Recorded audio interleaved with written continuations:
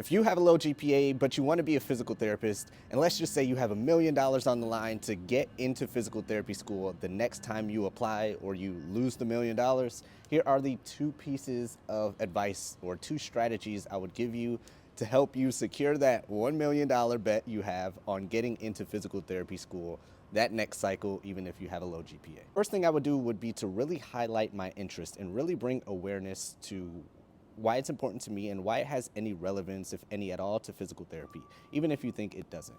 So for me, for example, I've been playing instruments since I was like 3 years old. And what if there's any musicians out there, or even athletes or anything kind of similar, there's certain trials, tribulations, character building moments you have to go through in order to get better at that instrument, right?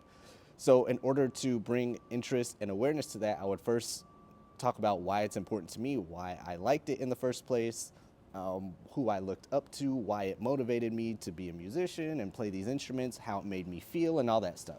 Then I would have to connect it to physical therapy and say, well, these different stories, these character building moments, these rough times I went through, how I got through them, and despite them, here's what I reached in my musical career. I need those same strategies to get through physical therapy school and be a physical therapist.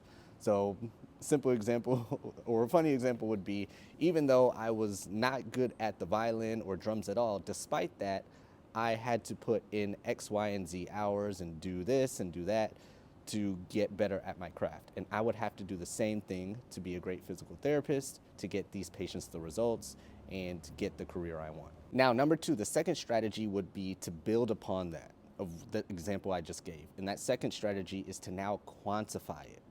As much as you can, quantify what your interests were or what you just explained to give them a more tangible idea of what you just did.